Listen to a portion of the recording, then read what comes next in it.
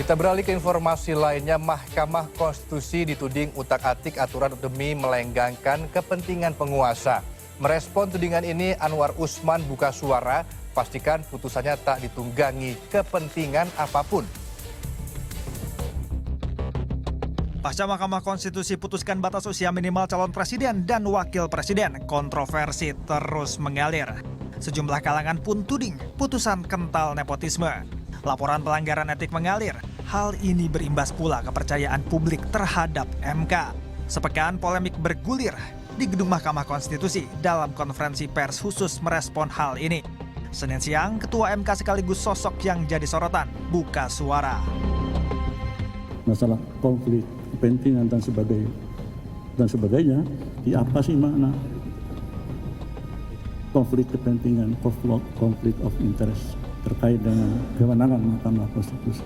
Satu hal yang perlu disampaikan juga sebelumnya dan nanti bisa baca dalam beberapa putusan Mahkamah Konstitusi, bahwa Mahkamah Konstitusi mengadili norma sebuah undang-undang, bukan seperti peradilan pidana atau perdata di Mahkamah Agung.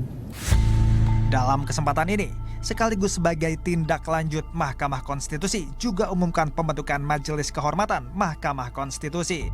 MK terdiri Jimli Asidik, Bintan Saragih, dan Wahidudin Adam. Jadi substansinya saya serahkan sepenuhnya, kami serahkan sepenuhnya kepada MK. Biarkanlah MK yang bekerja. Nah, nanti para media massa kalau ingin tahu lebih jauh, silakan nanti saya kira mungkin di antara bertiga akan menentukan siapa ketuanya dan siapa yang kemudian akan berkomunikasi dengan media massa. Ya, kami serahkan sepenuhnya ya, Mas ya. Jangan kami intervensi lah. Mereka yang sudah memiliki kredibilitas yang tinggi, masa kami intervensi di situ.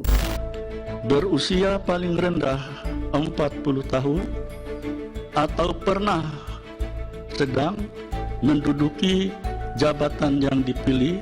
Sebelumnya, awal pekan atau 16 Oktober lalu, Mahkamah Konstitusi mengabulkan gugatan syarat capres-cawapres berusia minimal 40 tahun, berpengalaman sebagai kepala daerah. Atas putusan ini, 4 hakim konstitusi punya pandangan berbeda. Dikabulkannya gugatan ini jelang masa pendaftaran capres-cawapres ke KPU, otomatis langgengkan langkah Gibran Rakabuming Raka, wali kota Solo berusia 36 tahun yang ketika itu memang digadang-gadang bakal jadi pendamping Prabowo ke kontestasi. Sekaligus kian menguatkan sorotan dinasti politik yang disebut dibangun Presiden Joko Widodo. Mengingat Anwar Usman yang terpilih lagi jadi ketua MK untuk periode 2023 hingga 2028 merupakan paman Gibran Rakabuming, adik ipar Jokowi. Tim Liputan melaporkan untuk NET.